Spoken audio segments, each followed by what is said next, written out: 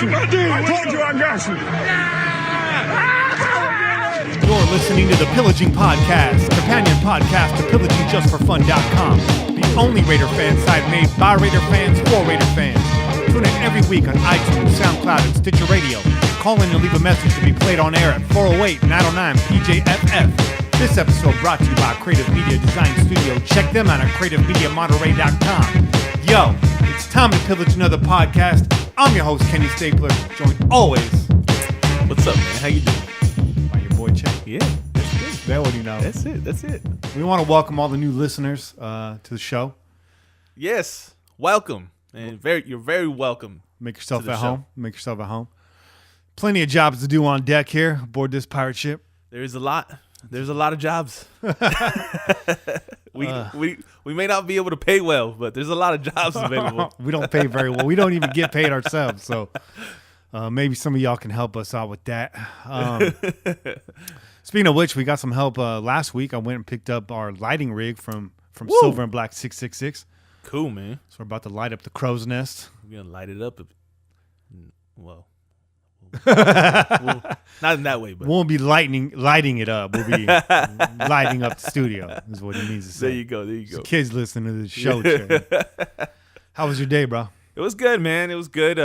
Obviously, you were there for part of my morning. Yes, right? the monthly program lead team meeting. There you go. You go. So we had that, and then of course that screws up the rest of your day. Yeah, for real. You gotta start to squeeze everything else in. But overall, pretty good day, man. Starting to feel like I'm getting a little sick though. Oh no, which is not good because we've been doing everything possible to avoid getting baby sick. Yeah. And unfortunately, my girl's sick. She's feeling really sick right now. So I don't know how much longer we're gonna be successful at that. I'm looking at you like I need to build a separate studio. Yeah. So I just want to invite our listeners to follow us on IG, Facebook, Twitter. Yes. You can find us out there. Just search the Pillaging Podcast. You'll find us on any of those platforms. But check it out. Yeah, we're trying to grow our Twitter. We're trying to get out there on social media. Out of Pocket Network. Out of Pocket Sports Network, for sure. Make sure you follow them as well. This is an Out of Pocket Sports Network production. Yeah. So don't get out of pocket. All right? Don't start nothing. Won't be nothing. You ready to get into this? Let's do it. This is going to be a Derek Carr heavy quick hit segment. Hey, man. I like it. You like it? I like it. I like that. Let's do it. Derek Carr leads the AFC West to a comeback win in the Pro Bowl. AFC West. AFC. The AFC. I'm stuck in my lane over here. It's all right, man. It's all right to be stuck in our lane, man. It leads the entire AFC to a comeback win in the Pro Bowl, the Nothing Bowl, as some people want to call it. But I was hopeful. I thought this was actually important for us to see, and for Derek to see himself, leave the field one last time this season, with a little bit of wind under his sails. Yeah. With a victory, right? Obviously, the rapport that he had with a lot of the players out there too, I think that was good for him too. Yeah. It's a nice fresh start, man. Right? It's a good way to walk off into the off season and start preparing for something positive. You and I shoot hoops, and I've always said, never leave practice on a missed bucket. Exactly. Never. Yeah. You gotta sink one, even if it's from the free throw line. Yeah. Carr also set a brand new skills challenge record. I saw that. More Nothing Bowl. You can say his competition wasn't the greatest. He had Big Ben out there, and he had Alex Smith out there. Smith got a reputation for being a fairly accurate passer, though. Yeah. So, Yeah, I saw that, and I mean, he broke the record, but the record's 21 points. Mm-hmm. I don't know. It doesn't sound like a whole lot, right? It doesn't sound like mind blowing, but if it's a record, then I mean, obviously, then it's a little bit more difficult than it looks. Man. Just a couple more accolades for Derek Carr. Boost the confidence a little bit. Yeah. What the hell? As you stated, Derek Carr had some pretty quality endorsements playing with other players from around the conference. Antonio Brown being one of them. He said, Derek Carr is a special man. It's been an honor catching the ball from him. He's a great young quarterback, young champion, and has all the fundamentals to be one of the greatest. Yeah.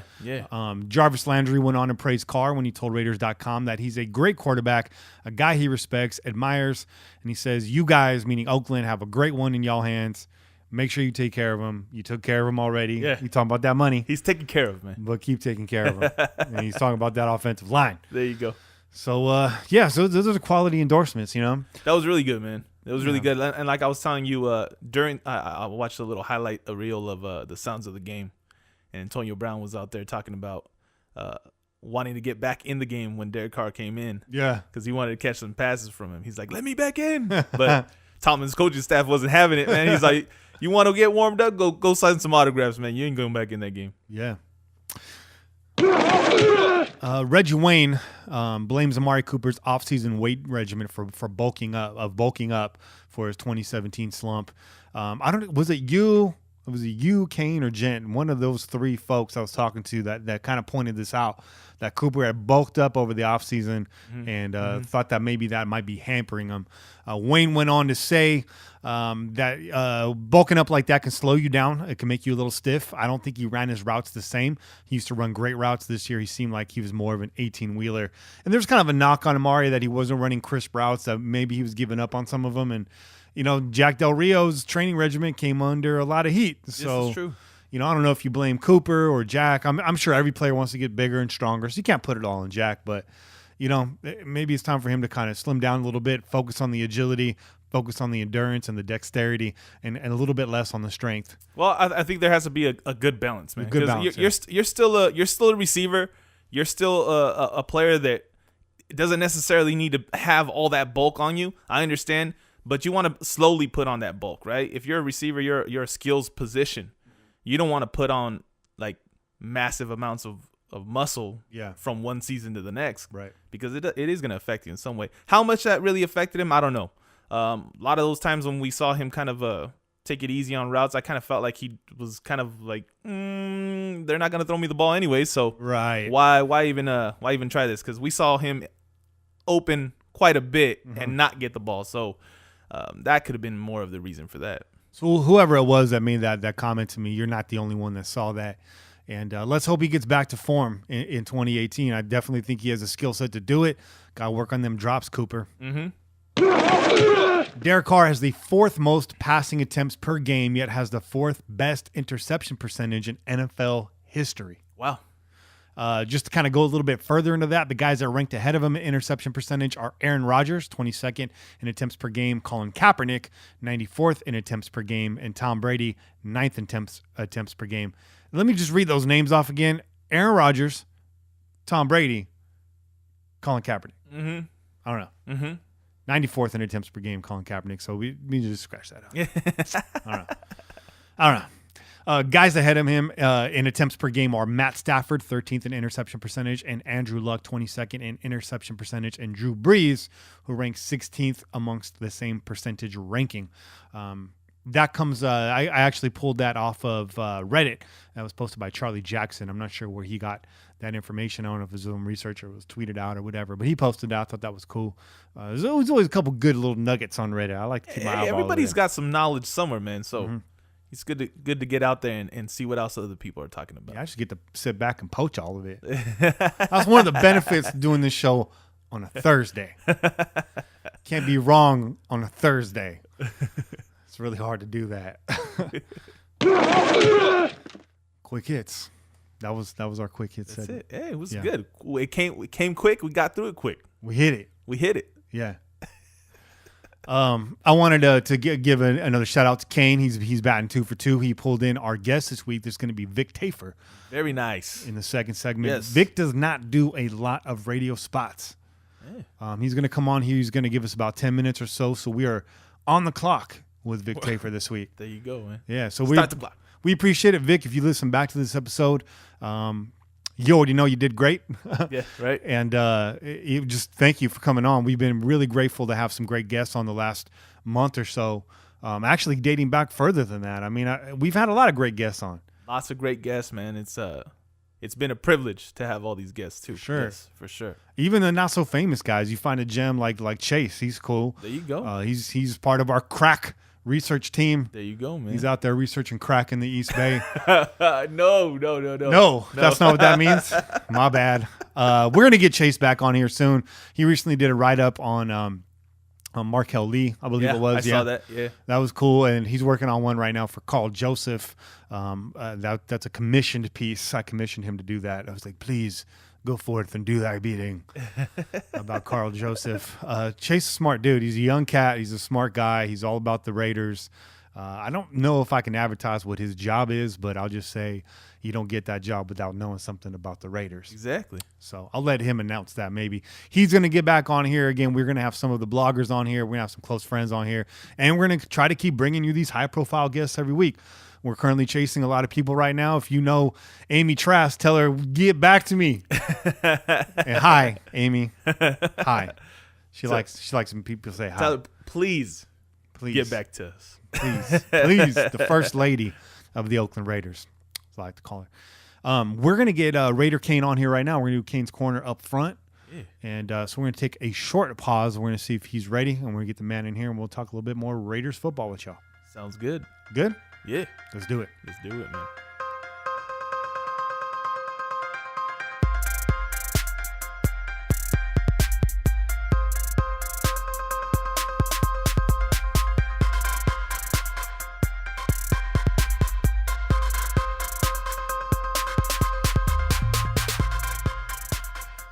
All right, joining us as always from the NFLshop.com hotline is Raider Kane, sponsored by NFLshop.com. It's Kane's Corner. Make sure you click on PJ4F.com, click through the NFL Shop banner, buy yourself something Raiders, give us a little bit of piece of the pie, keep this pirate ship on the water. What's up, Kane? What's up, Kenny? What's up, Jay? How y'all doing this week? We're living good, man. Yeah, doing good. Trying not to get sick over here. Yeah. Trying to battle. Raiders haven't lost a game in like 4 weeks. So that's good. There you go. And thanks to you, we got another top flight guest this week, co-producer Kane. So we appreciate that, brother. Yes. Anyways, man, let's get into it. Let's get into this Kane's Corner segment.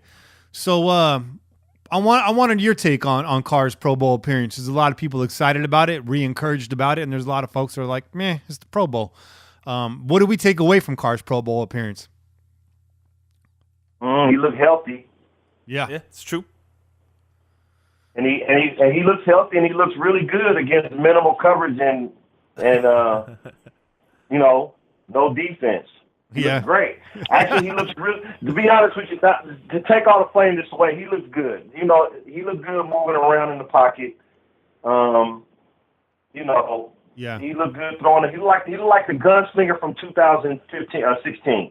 Yeah, he had a little more zip on the ball. A little more zip on the ball. He threw that big one up to Hilton. That was a little underthrown, but third and long. It's a punt. It's a glorified punt. It's one of those. I'm just gonna give you a chance. Yeah, Hilton goes up, makes the catch, makes it look good, makes it a great highlight. So definitely a lot of camaraderie there with the other AFC receivers.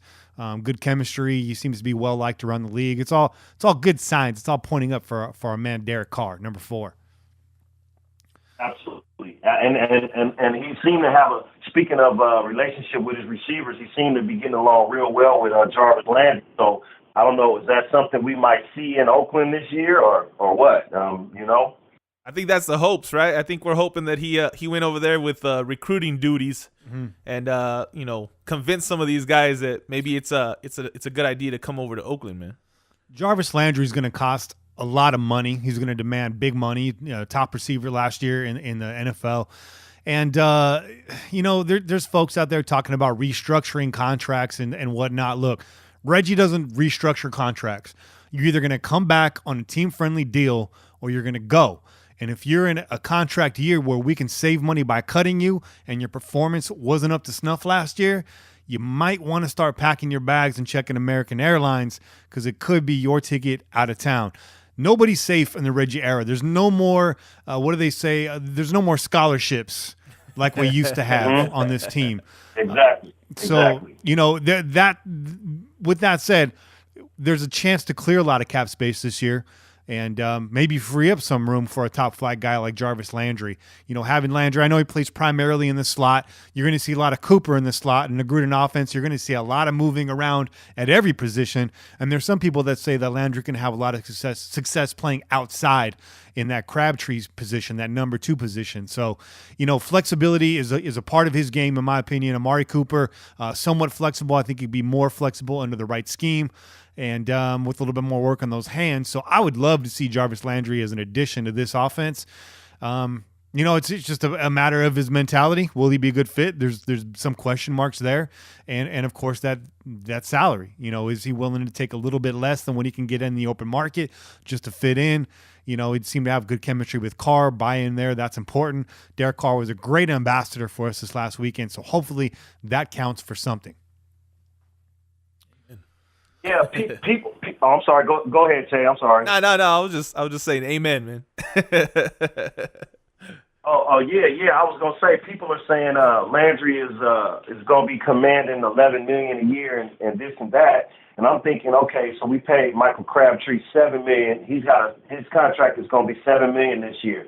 So if we did cut Crabtree, which actually, I mean, I don't think we don't have to cut Crabtree to bring in Landry, but just if we're talking money wise, if you cut Crabtree, that's $7 million. You take that $7 million, you give it to Landry, and you add another $2.5 million with it. Would he come here to win for $9.5 million, or do you want to go play for the Jets for $11 million? I mean, yeah, that's where we at. You know what I mean? So yeah, you got to look at it like that. If I'm Jarvis Landry, I want to get the hell out of the AFC East. True. So yeah, I mean that's the Pro Bowl appearance. I think most importantly, maybe it was a good ambassador mission, if nothing else. So coming up here, we got Super Bowl Sunday on Sunday. Yes. You got the Philadelphia Eagles versus the New England Patriots. I know, settle down, hold on to your phones. This is a Raiders podcast, but this is a big game. This is what we wait all year for to watch. And in my opinion, the Philadelphia Eagles do have a shot to beat the New England Patriots. But I want to get Kane's opinion on this game. I don't know if you're going to watch the game. I don't know how you feel about it. I know our team ain't in it. It's more the same with the Patriots in there. But do you feel at all that Philadelphia has a legit shot to take down the machine that is the New England Patriots?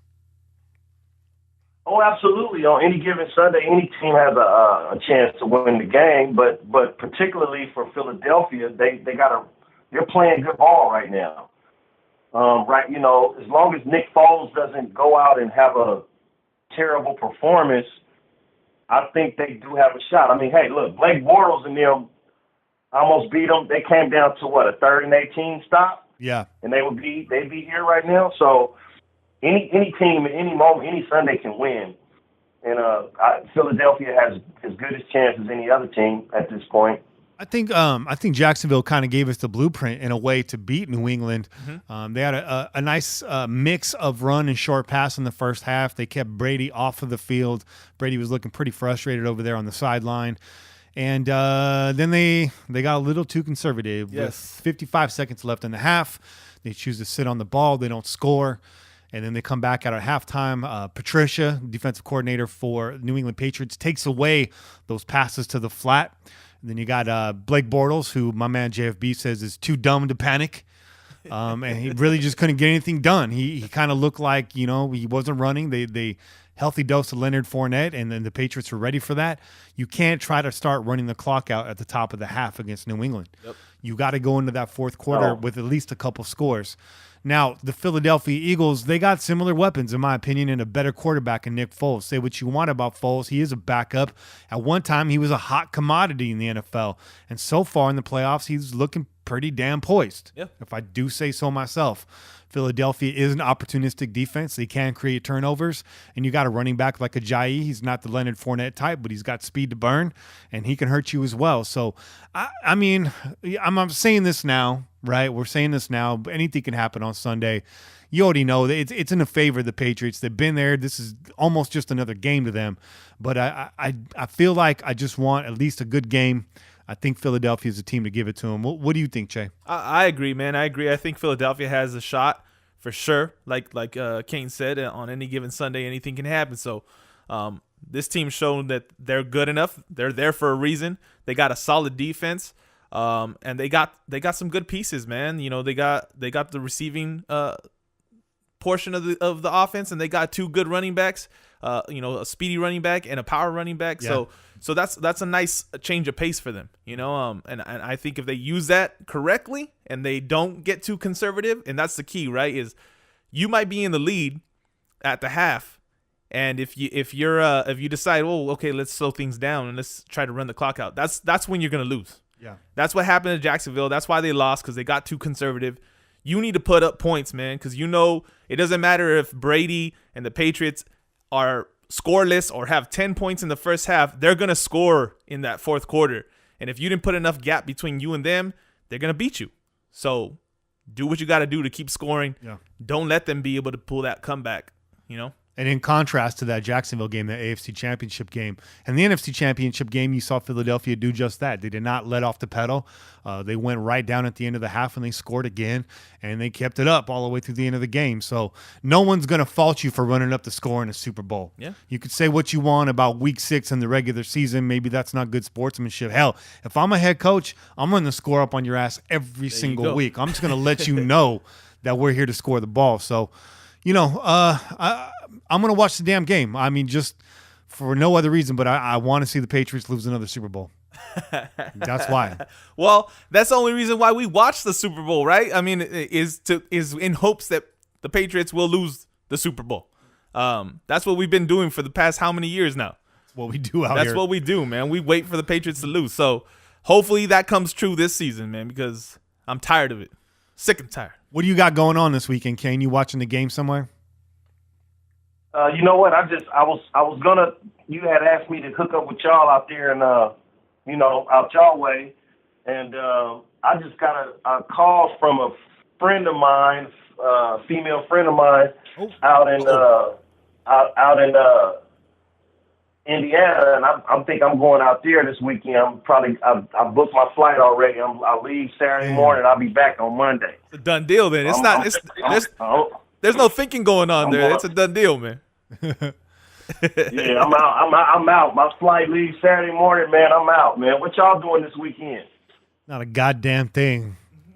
I'm going to be sitting on my couch watching this game and stuffing my face. Probably. I mean, that's the highlight of the Super Bowl, right? I'll be watching the game. I'll be reading draft profiles, getting ready for the offseason. We haven't really touched on the draft too much in this podcast, but we're about to get into it heavy after the Super Bowl. The combine's right around the corner here in February, and that we'll get a lot more information coming out of there, and things will start to crystallize a whole lot more as we move even closer to free agency and all that. So that's what I'm going to be doing. I'm going to be doing that. Probably no Super Bowl parties in my future this weekend. Yeah, just going to play it low key. Yeah, I got invited to a few places, but we're probably going to stay home just because my lady isn't feeling too well. Yeah. More than likely, we'll head over to my parents' house. Just cue it up over there. Look at us, man. We're the wild bunch over here. Look out. Partying. We're partying, man. Pillaging podcast. We're on the way to your house. We know how to get out, right? Yeah. Finna show up at your house and take a nap because I'm a savage. Man. Oh, man. So, yeah, man. But, this Super Bowl, is something about it is just, I don't know if it's because I'm disappointed because I feel like my team would be somewhere near this or had fought to get in.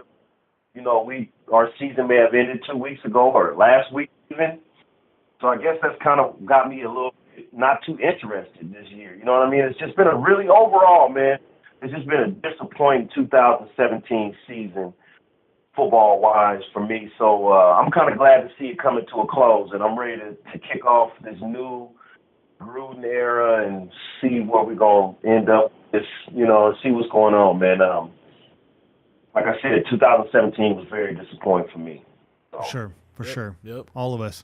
Well, man, it was good having you on. It's kind of a low-key podcast this week. It's very casual. We got Vic on again, thanks to you, co-producer Kane, and we're going to shoot him your questions and a couple of ours and see what he's got to say about this Raider team in the offseason. Yeah, hopefully something good. Anything you want to add before we get up out of here, Kane? No, man. Everybody go Raiders and go Eagles this week. That's it. That's it, man. I'm going to put my dog mask on and settle in. There you go. Yeah. And shout out to my boy Jay. He's an Eagles fan, so I'm riding with you this weekend. I think a lot of us are.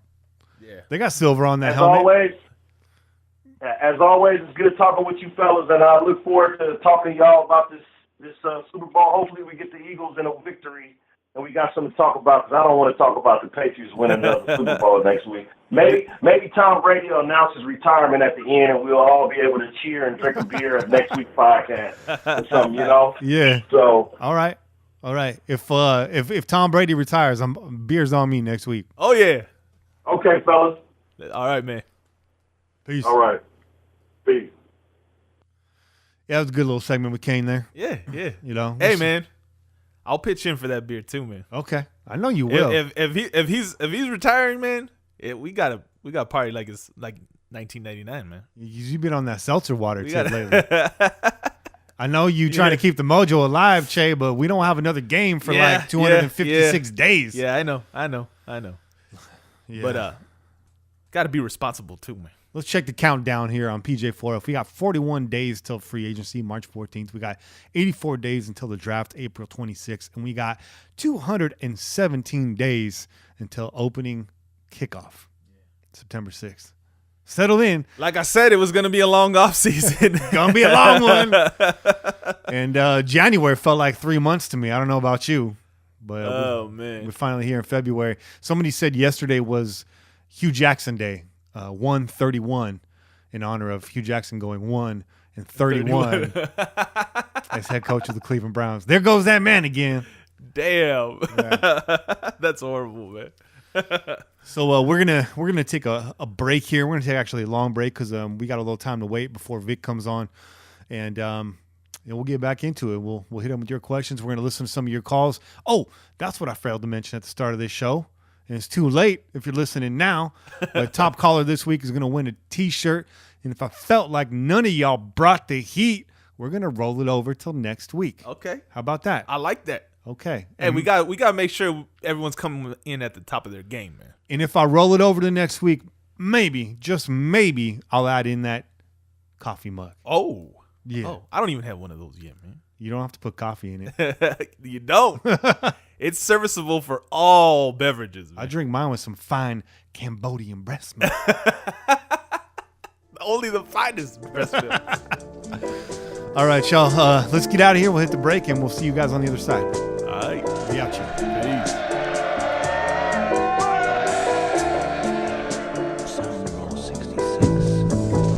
What's up, guys? Photo Raider. Yeah, I was just calling in. Kenny was asking for hot takes on the blog, or Raider takes anyway. I was just going to give you mine real quick, if I can. The number one priority this off season has to be to extend Khalil Mack. He's the best player on the team, so there's no reason to leave a guy like that twisted in the wind. I think it, would be a good example to the rest of the players that we take care of our own that are producing. So lock him up and call that an off-season, really. So all the other free agents, Mack is not a free agent, but the free agents that we do have, like Autry and Carey and Bowman, I think all of those guys will test free agency. I think Bowman may come back cheaper, but there's no problem with him fielding other offers and then coming back to us on a cap-friendly deal. Autry and Carey will probably, take big money elsewhere, starter money. I can see that happening. I can see Autry getting a deal like McGee got from Washington last offseason. Reggie's not going to match any of those big deals for guys that are essentially depth for us or rotational guys. For Gruden and Reggie this offseason, I think they're really going to pursue guys that are system fit. Probably Reggie Special. Reggie Special is the guy coming off of injury or maybe a one down season, kind of like a, he'll get a prove-it deal on a, cheap 1 or 2 year contract to prove himself, and then get paid at a later date like Crabtree did. But anyway, that's kind of the way I see the offseason going. I don't see any, blockbuster trades or free agent signing. for us. I don't see us going to get Le'Veon Bell or Jarvis Landry, even though they would be great additions to the team. I just don't see that happening. I think everybody gets a fresh start under Gruden and our new staff, and I think we're going to win some games. It's going to be an exciting year. I think the draft is going to be focused on getting playmakers on defense, hitting faster, hitting harder. Guys like Smith and Nelson in the secondary, are not going to cut it. Also, we need an impact linebacker. I think that could be our first 3 picks right there. Safety, corner, linebacker. Wouldn't surprise me a bit. Hopefully Gruden has a good eye for talent. We're not, taking flyers on any more guys like Ward and Calhoun. So anyway, that's my take for today. Thanks, guys. Appreciate all you do. Bye.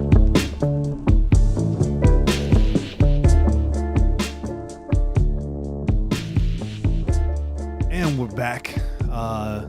So that's 3 minutes of my life I'll never get back again.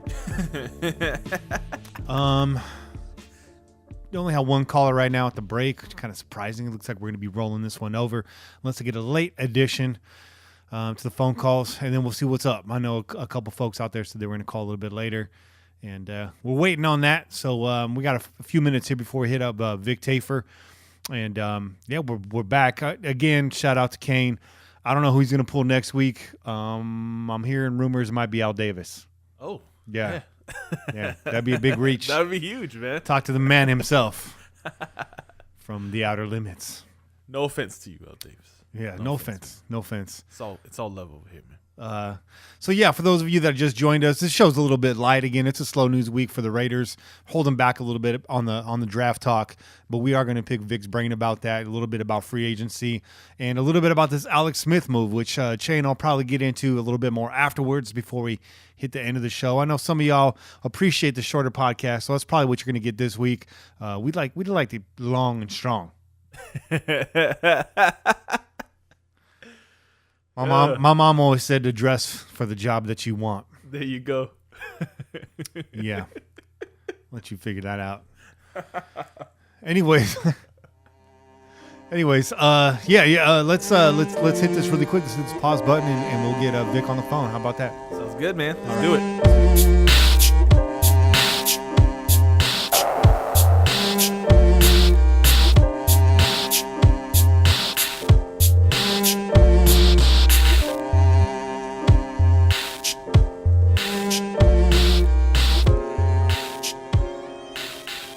All right, joining us from theathletic.com is Vic Tafur, renowned sports writer here in the Bay Area, the hardest working sports writer in the Bay Area.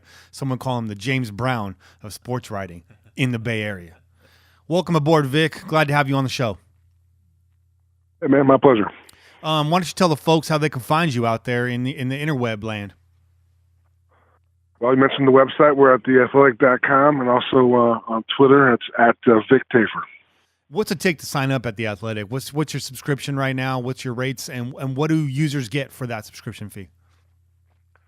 We have a lot of specials. I think right now we have just introduced a lot of the new baseball writers, so I think you can sign up now for like $4 a month. And we pretty much cover locally all the Bay Area teams, but you also get access to all the national stuff. So it's we have national baseball writers, and it's pretty cool. It's like a digital sports page. You kind of can get what you want and customize it to what you want to get every day. I think it's a great site. Not only is the content great, you guys have great writers there, Kawakami, yourself, Ted Nguyen, but it's one of the few sites you can go to, news sites in general on the internet, where you're not going to get hassled with pop-up ads. It's like they don't want you to read the news anymore. It's just ridiculous, especially on your phone, the pages jumping around and stuff. You're not going to get that at The Athletic. It's pure unfiltered content. I recommend everybody go out there and sign up. Take advantage of these deals. Check out the trial if you want, if you're a little skeptical, but I think you're going to be sold. Those of you that follow the team, you guys know who Vic Tafur is, so you should already know what to expect in terms of quality. So that's my endorsement for The Athletic. So let's get right down to it, Vic. We're here in the off season. We got the Pro Bowl coming up on Sunday. It's definitely going to be an exciting offseason for the Oakland Raiders. There's a lot of moving pieces here at play. We got free agency. We have players that are likely to be cut, some that may be retained, and of course, there's the NFL draft on the horizon. So that said, Raider Kane wanted me to ask you, who do you see the Raiders taking with the 9th, 10th pick in the draft? Is it likely that Barkley falls to us? If so, does Reggie take that running back in the first round, which would be non-characteristic, or do you think it's likely that we go a different direction? Well, I don't think Barkley's going to fall that far, and if he does, I can't really say if they'll take him because so much depends on what Gruden does with the roster. Right now, the coaches are kind of bunkered down. Alameda looking at last year's game film, looking at the roster, trying to figure out what they want to do. So until they make some cuts, until we see who they cut off this roster, it's kind of hard to tell what the biggest needs are going to be. So I think running back makes sense. I think a receiver would make sense in the top 2 or 3 rounds. Obviously, they always have needed linebackers the last few years. So there's Roquan Smith will be out there. So there's a lot of good names that are kind of exciting for Raider fans. So draft day, Roquan Smith's there. The Raiders take him. Do you like the pick? I do. I mean, I think obviously I don't think he's as good as the guy that they got last year from the 49ers got, but I think he's pretty good. And I think if they bring Bowman back, that'd be a nice 1-2 punch. I think Bowman was solid last year. I wasn't too impressed with him, but the new defensive coordinator Gunther likes him a lot, so I think he'll be back. And obviously having a full training camp under his belt, getting to know all the players a lot better will be good for him. So I think Bowman and Smith would be a pretty good combination at linebacker. I think it makes sense to bring a guy like Smith in now too, because you got Bowman there, a perfect guy to mentor him, and it's a nice warm handoff, if you will. I know you're high on the Raiders drafting a wide receiver in the early rounds. Can you tell us why? And is there a couple guys that you're targeting or that are on your radar that you would like to see picked in the second or third? I'll be honest, I haven't done a lot of homework as far as who's out there in the draft and which guys will be available. I think that the reason why they would probably want to take one is because I don't think Crabtree will be back. I mean, again, that was before the new coaching staff got hired, so I don't really know what Gruden thinks about Crabtree, but just based on how last year ended, I thought we kind of saw the last of him here, but you never know. But if they don't bring him back, then obviously you need a guy who I think can stretch the field. I see Cooper is more of a ideal slot guy. I'm not sure about Seth Roberts if he's back next year, so I think obviously there'll be a need there if they let go of Crabtree. I could think an elite receiver would definitely help the offense take it to the next level. Yeah, it's a pretty steep drop-off after Crabtree, who is, like you said, likely gone. Then you got Seth and you got Holton, and it doesn't make me feel too confident after that. So he definitely needs to be replaced. I know Landry's out there, going to command a high price tag. Not really the Reggie way, but we'll see what happens and what shakes out. Obviously, there's an opportunity to create some cap space if we cut some of these guys. So anything can happen. But yeah, it's again definitely an interesting offseason. I wouldn't mind getting a wide receiver early in the draft. We need to bolster that core. Obviously, you got a dynamic quarterback in Derek Carr, and you got to give him some weapons. So Che's got a question for you. He's going to come in. Hey Vic, this is Che. I just have one question. What ripple effects do you anticipate as a result of the Alex Smith trade? Well, it's a good question. I think obviously it all depends on where Cousins winds up. If Cousins winds up on the Broncos, then I'm not sure the whole thing helped out the Raiders too much. Obviously, losing Alex Smith was good for them. He kind of owned the Raiders the last 4 or 5 years. So obviously, I'm not sure what Pat Mahomes will do next year. Obviously, they like his potential, but Smith was pretty reliable. So I think that's definitely a win for the Raiders in that regard. But if Cousins turns around and now joins the Broncos, then I think the Broncos are right back in there as far as being a team that might be looking at the playoffs next year. Yeah, do you feel like Cousins is the answer for Denver? Obviously, they don't have a lot of talent at that position right now. There's the rumors that they're going to go out and draft Mayfield. Is that still likely given a Cousins acquisition and the fact that their offensive line is still highly questionable? Does that kind of move really put them over the top, or do they still have issues on the offense? People are kind of split on Cousins. I'm definitely a Cousins guy. I think he's pretty good. I think last year he had some pretty bad receivers, still put up some numbers and won some games. So I like Cousins a lot. I think Elway's kind of been more of the veteran quarterback type guy. I think he tried the young guy, Paxton Lynch. That was a horrible draft pick. So I think now you might want to go back to the veteran way. I think they have two great receivers who kind of been forgotten about the last few years. So I think Cousins definitely makes their offense a lot more exciting right away. The line, I think, is solid, but definitely could be improved. I'm sure they could work on that in the offseason. So I like Cousins a lot. So I think he's a good fit for the Broncos or for the Jets or wherever he goes, even the Rams. Yeah, I'm a Cousins guy too. I like that, as Cousins would say. I think he's a dynamic quarterback. He's young. He's got a lot of different skill sets. I think you give him the right kind of weapons around him, and Cousins can make some waves in this league. I think he's a very balanced guy. So the Broncos will be lucky to get him if they do. That being said, welcome to Khalil Mack. So I have a question for you. Marshawn Lynch has been in the news a lot. I mean, he was all over Facebook with his video during the season. Very controversial player throughout the season, both on and off the field. And here in the offseason, we still find him in the spotlight. A lot of people wondering if he's going to get brought back, if he's going to stay, or if he's going to ride off into the sunset. I know Lynch probably didn't envision his career ending in Oakland in the way that it did with the 2017 season, the way that played out. But the word comes out this week that him and Gruden are actually going to sit down next week and they're going to hash it out. You know, Gruden's going to pick his brain. He's going to find out where Lynch is at and see if Lynch is willing to be refocused and join this team with less distractions in 2018.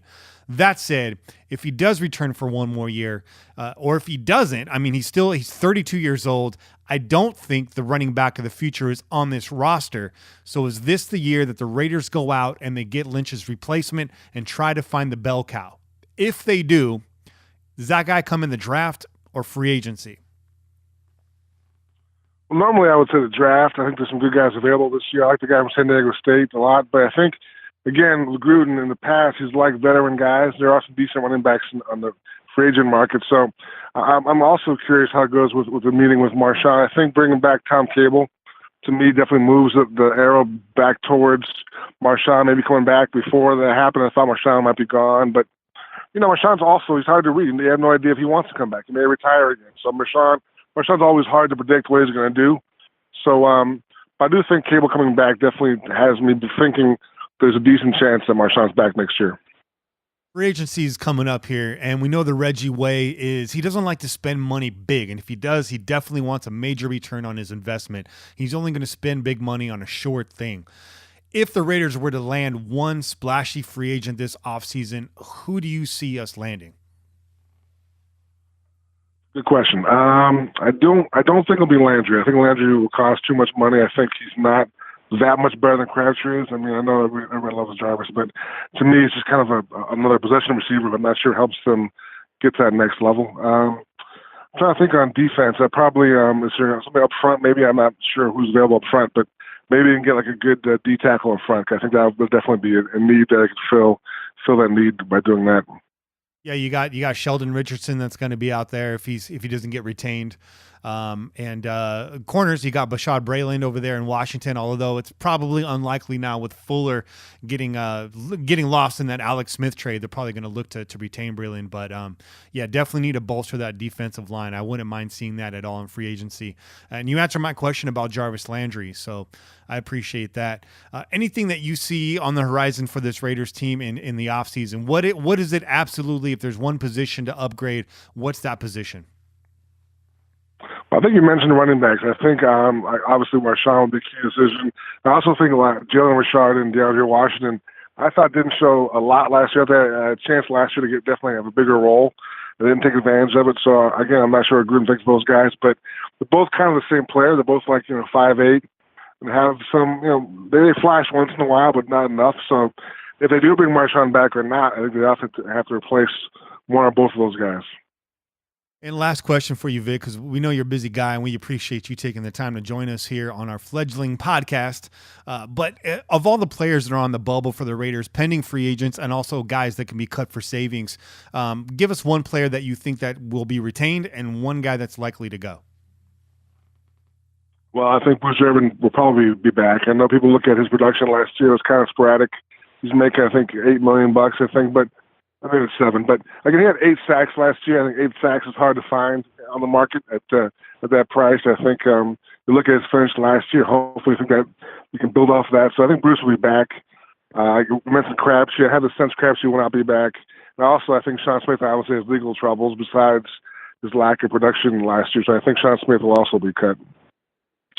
Good answer. Yeah, I can't really dispute any of that, right, Jay? No, I have to agree with that. Yeah, pretty damn sensible. That's why he makes the big bucks. That's why. Yeah. That's it.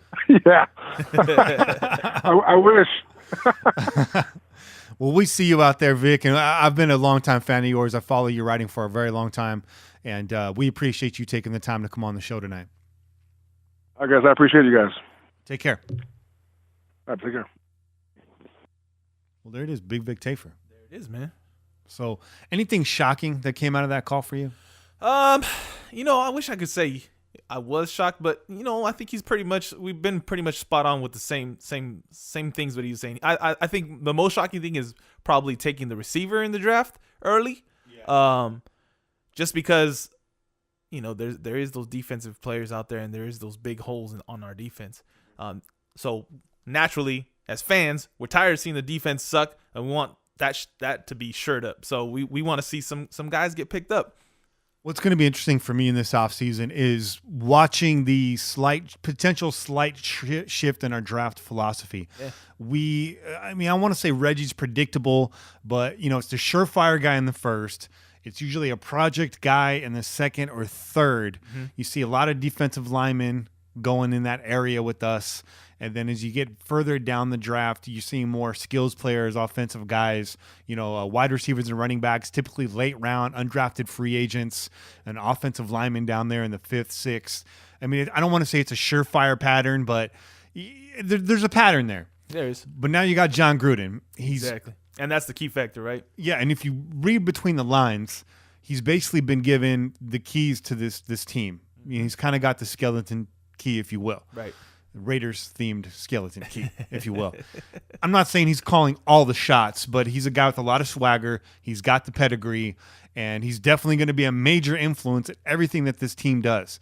Mark Davis, he said when he took over, he knows what he doesn't know, and he's going to surround himself with guys that know what right. So, you got a guy like that in Reggie. You got a guy like that in John, and now they're going to be sitting in the war room together. I'd pay to be a fly on the wall in that room. I really would. These guys, they go back to Green Bay together. That's true. They're both, I want to call Reggie a fiery guy. I don't think a guy that size needs to be fiery, man. He does most of his damage just with one look, right? Yeah, you're sitting there like a big sweaty stack of pancakes.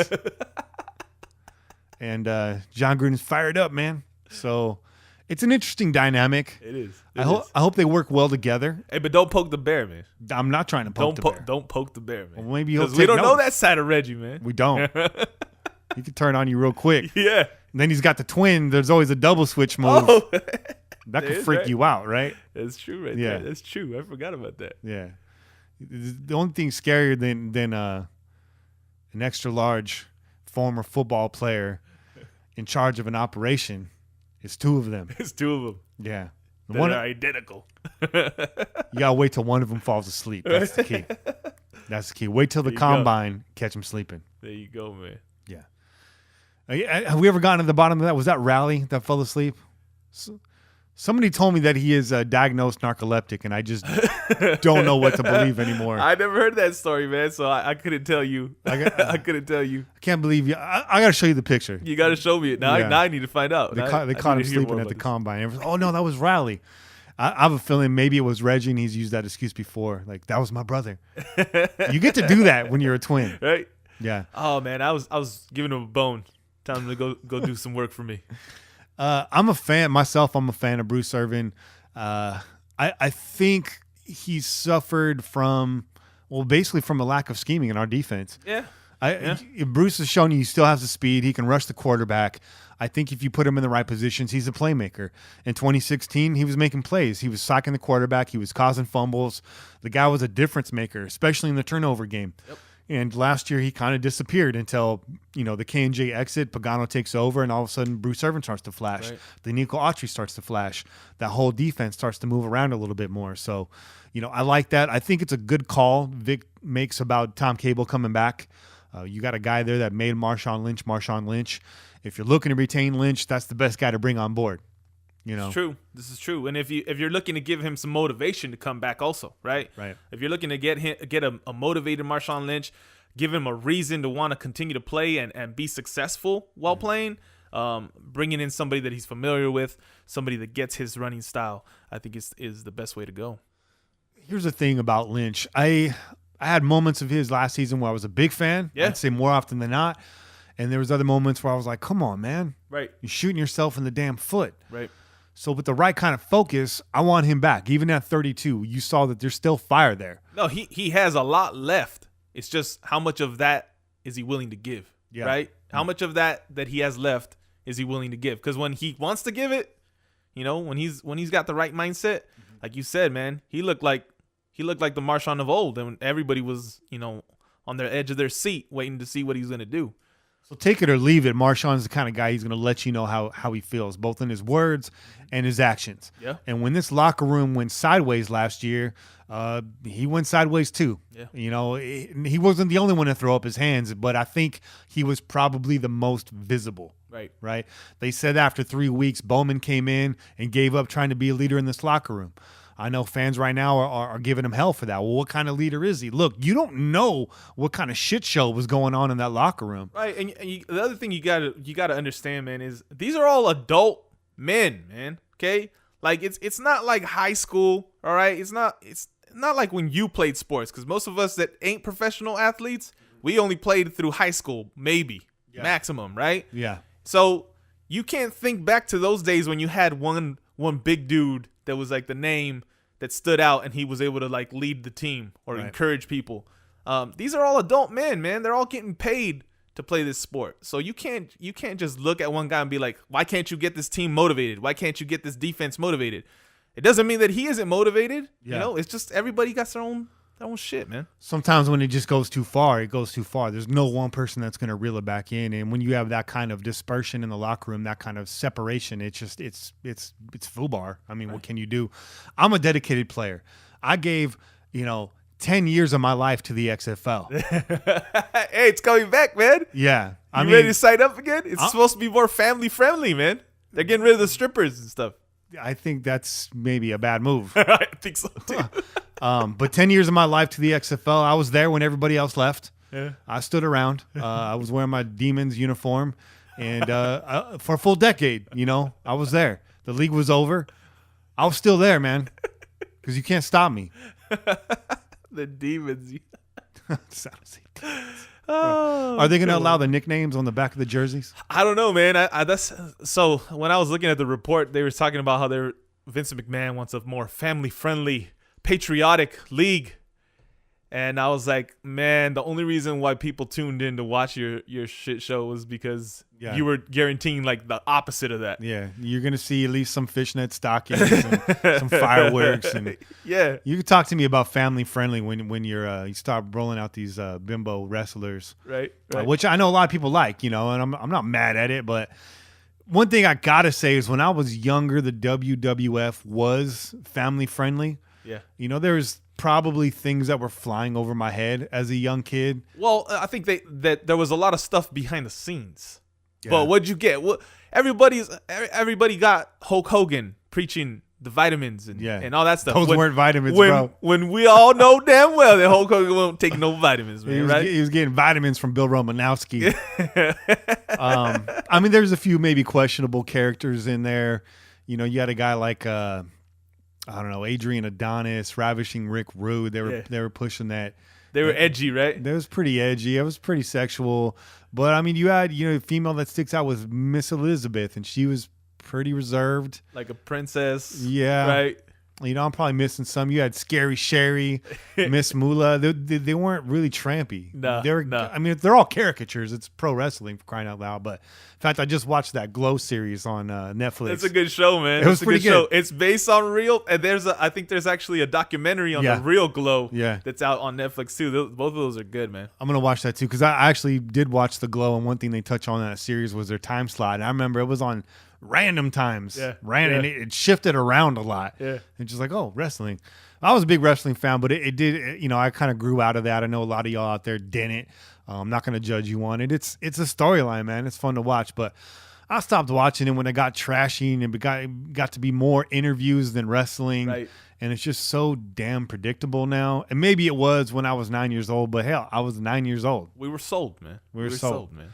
So, I mean, I don't know, but the XFL, the thing that caught my attention is the he wants to player safety is a big part of it. It's a 2-year ramp up, so they feel like they can get more prepared. That's good because it was rushed last time. And if you want a story behind that, I'd talk about it. But the ESPN 30 for 30 did such a good job. Right. Just go watch that if you haven't seen it. And even if you don't like the XFL, it's pretty entertaining to watch that. I watched it, man. I watched it. I watched it. I think the most interesting part was for me, the part that I remember the most, at least, was they're talking about the first game, the debut game. Yeah. They did a New York game, that LA game. LA game went to air first, and the cameras were just black. And they were like, couldn't figure it out. Where'd the video feed go? Dude runs out to the parking lot to find out the generators were never plugged in. Damn, man. So you got 2 years to get that right. Yeah, get your ish together, XFL. Do all the planning now. Yeah, so I like to focus on player safety. They want to speed the game up more, but then they're talking about taking away halftime, no halftime versus player safety. That doesn't make too much sense to me. Give me some halftime. I need to, go get a new plate of nachos and stuff. That's what halftime's for. I gotta hit the restroom. Give me a cold one. Fans need a break too. They want to kind of simplify the rules a little bit, which, depending on how they do it, I wouldn't be mad at that. And make it a little bit more accessible. Maybe folks can get their wives into it, and that gives us a little more football time when real football rolls around. I don't know. But I will say this. I'm going to give it a chance because football in the spring, I'm all for it. It's still football, man. It's still football. Still football. I mean, I watched the Big Three, although I think that's pretty entertaining, man. The Big Three's not bad. I like the Big Three. Shout out to Ice Cube for that, man. For real. Hopefully we can have you on as a guest soon.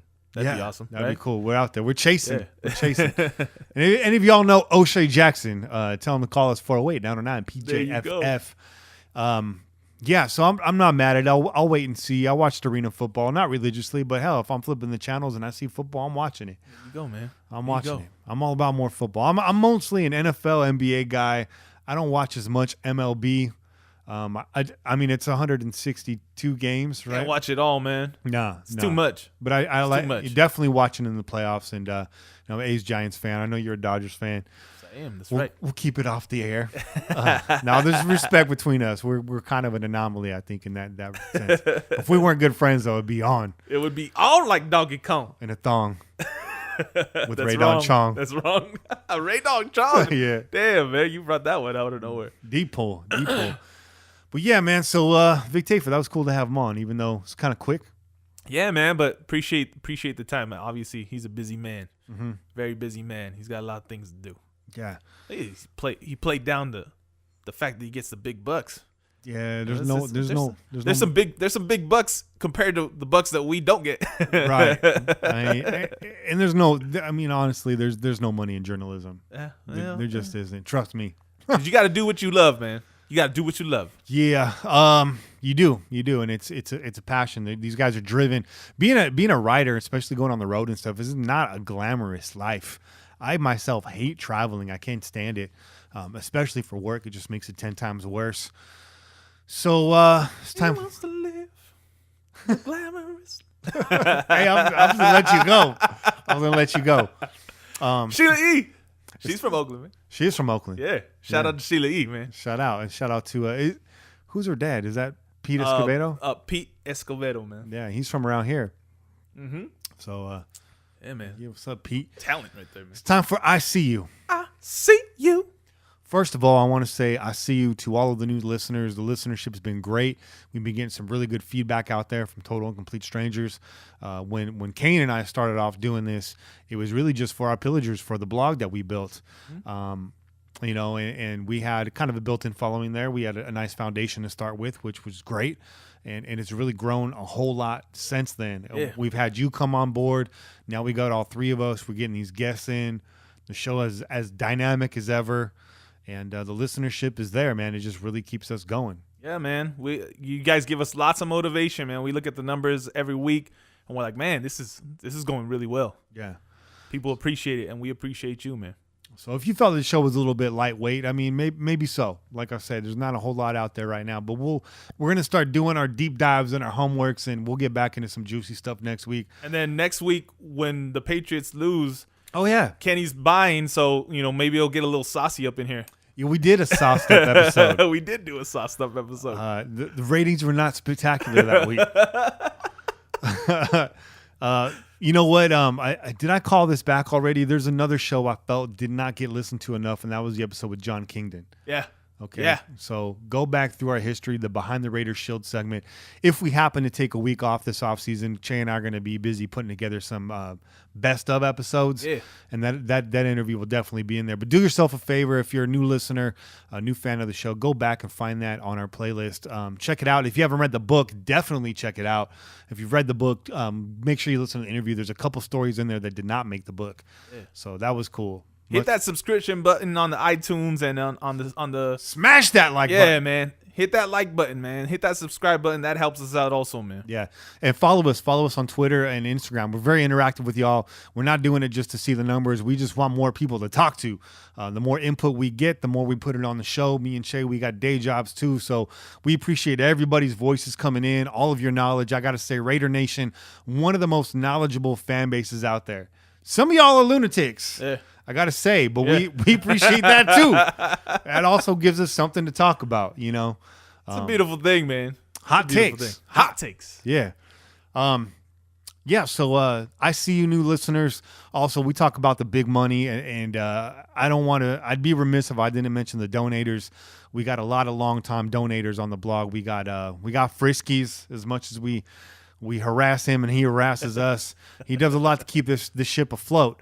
We got Dirt Lot. I don't know if he wants us to say his real name on air. Dirt Lot, you've given a lot over the last year or so, and there's a lot more of you out there that, you know, $5, $20, $100 even, and it all comes in. And look, it all goes right back to the show. It pays for our SoundCloud account. Recently just renewed the website for an entire year. Y'all paid for that. We had one of our listeners suffered a tragic loss in his family. We're able to send him some flowers, you know. And then recently, Toby pitched in, got us the lighting gear, and soon I'll be paying for our app. So look out for the Pillaging Podcast app. Man. So if you don't know whether you want to listen to us on iTunes or SoundCloud or Stitcher or Spreaker or any of these other podcasts, just download the app. There you go. There you go. There you go. And now you got a nice little problem solved Raiders-themed icon sitting on your phone, and you can show your friends and be like, check this out. You don't have this one. Yeah. You know what that is. You know what that is. So we'll do that, and I'll see if we can maybe link some of the articles that are up there. And we've hit a dry spell on the website. I've been slammed, yo. It's been crazy busy. Yep. We got our first gig coming up on Saturday. It's called The Grand Opening. It's going to be out in San Jose. We'll be performing. This will be my first performance in 3 years, and it's a type of performance I've never done before. So we switched. It's going to be good, man. Yeah. It's going to be good. I feel it. I need that. I feel it, man. I need that. So, I feel the excitement, positivity. You got the spaceship sitting right behind you over there. So I'll switch from rapping to doing live controllerism, but I don't want to bore y'all with this. You came here for Raiders Talk. But my last thing I want to say is a shout out to the kids over at Strive TV. Y'all better not be listening to this podcast. But I got a youth media group. I work with a group of middle school kids, and I teach them the power of media, whether it's videos, PSAs, or right now, as was the case today, we started our very first equipment training. And I taught them about microphones. I taught them about mic stands, windscreens, all of that, the different types of mics that are out there. And we're going to be creating our own podcast. Nice. So Kenny Stapler's raising the future podcasters of America. Yeah. And next week they're going to learn how to wrap cables because I got a bunch of cables around this bitch. But yeah, so that's been cool. Yeah, that's been cool. That's awesome, man. You got any that's shout outs? awesome. You got any shout outs? Yeah, man. I do. I want to shout out my cousin Adrian. He just today had his the birth of his little boy, man. Oh. So we got another Raider fan. Is that the Adrian I know? No. You might have met him. You might have met him at my parents' house. I'm not sure. I don't know. But not the Adrian that you know from the school. Okay. But yeah, man, he had it's his first child too, man. Baby boy. Like I said, another Raider fan and it added to our clan of many Raider fans. When is he draft eligible? Is all I want to know. Oh man, tomorrow. Can he set the edge? We'll be working on that, man. We definitely got some football players coming in the family pretty soon, man. So okay. Yeah. So what you're saying is I need to buy another infant Raider jersey. There you go. Okay. I got it. I want to do some shout outs. Shout out to Wild West Football. Make sure you give them a follow. It is a podcast dedicated to the AFC West. Shout out to Ryan Bubness, who's actually an old high school friend of mine. Found us on Twitter. Had no idea who we were. Didn't know he was a longtime Raider fan. So shout out to you. Hopefully you're listening to the show. He lives up in Portland now. Pretty talented artist as well. Gilbert Bautista and Larry B. Johnny Pham, Lucky, Dave Chicago. Shout out to Mike Oxlong. I saw your post on Reddit this last week, and you had some really kind words for us on the show, and I appreciate that. We don't get paid. Seeing comments like that, it's pretty much the closest thing we get to a paycheck, so appreciate that. Also on Reddit, Makeshift11, The Highlander, Venetian, The Earthworm, Billet, Servo Crow, BHoss89, Jay Wiggler on PJ4F.com, also on PJ4F, Jumpman32, Raider Ray, and Mex Ghost. Also brand new to PJ4F.com, coming over from Reddit, is my man Viral Wonder. Yeah. We inbox a lot. You know, he's got great takes. He's one of the sane heads over at Reddit. It's wild. Reddit's a wild west of the internet. It is the Wild West, man. The Wild West. Yeah. So if you can survive a few weeks there, you can survive anywhere. That's why I think Viral Wonder is going to do just fine. In fact, I can tell because he responded to Frisky's. Frisky's always at the door waiting for you. A nice warm welcome for all of our new members. And he wanted to check Viral Wonder, just make sure he knew where he was at. And Viral Wonder's response let him know, Section 206, Row 8, seats 19 and 20 for 3 years. Holler at him. And I just realized I gave up his season ticket position. But, hey, we're all Raider fans anyways. Go give that dude daps. He was Section 227 before that. 227, Jack K. 227. Hey. He says he drives down from Tulare County 3 hours one way every home game. That's 6 hours on the road. That's about 5 hours in the stadium. If you're tailgating, which I know he does. He says he hates all people equally. He's a textbook alcoholic in denial. He's been to jail multiple times, but he does have a college degree, and he wants to know if there's anybody out there that story resonates with. And I got to tell you, Viral Wonder, so am I. Except I'm not a textbook alcoholic anymore. There you go. There you go. Yeah, clean that up. And Dan78 responds, Pillager, no doubt. There you go. That's it, man. So welcome to the team. If you guys have been on there listening and you crave more one-on-one interaction with Raider fans, come over to PJ4F.com, click the top post, scroll down to the comments section, make yourself a Discuss profile. It only takes a couple minutes, and kiss your life goodbye. It is highly addicting. I say this on like every other show, but this is how this podcast started. I lurked on that site for 3 years. I joined it 4 years later. I moved them all over to the pirate ship, but here we are now. Yeah. So join up. Who knows? You might be taking over this show sometime, right? We're having tryouts on the blog. Come test the waters, man. That's it. Blog Combine starts in 3 days. Hope to see y'all there. But yeah, man. So bottom heavy show. We kind of let our legs stretch a little bit in the second half. Yeah. It was good to shoot it with you, man. It's always good, man. It's always great to be here. Yeah. You know, catching up, doing all the talking about other things, but talking about Raiders is awesome too, man. It's wonderful. I miss football. You came in today. I was watching the Madden championship. That's how bad we miss football, man. When we sitting around watching fake football, we watch that. We'll sit down and watch that. I'm watching a bunch of overweight 20-year-olds playing video games on ESPN. Sweatpants. And sweatpants. On ESPN and sweatpants, man. Come on. Cheeto stains and all that. Oh, man. And I'm over here trying to criticize the XFL. I need to shut my damn mouth. Shout out to Mojo Raider. We play a little mad, and he got the best of me last time. But if you need IT advice, come over to PJ4F and look up Mojo Raider. He'll set you straight. He got my MacBook proper. Oh, I didn't realize that it was back up and running, man. Back in the game. Awesome, man. I was running that 40-inch Asus laptop last week. I saw that. The thing is huge. So yeah, man, that's it for this week's show. Anything else you want to talk about? No, man. Just a shout out, real quick. Shout out again to my lady. I hope you feel better soon, though. When's your lady gonna call in with all these shout outs? If your lady doesn't call in next week, no more shout outs. Oh, man. I don't know if she'll be able to call in next week just because she's a little bit ill. No, but she listens, man. She's always overhearing because, I like to listen back to what we did. Mm-hmm. So she's always, and I know she appreciates it. Then I know she heard this. She appreciates it. So no Woodson Wednesday for you. No Woodson Wednesdays. No days off. Yeah. Yeah, man. We don't have to air it, but you leave a damn voicemail, Vic. I miss you.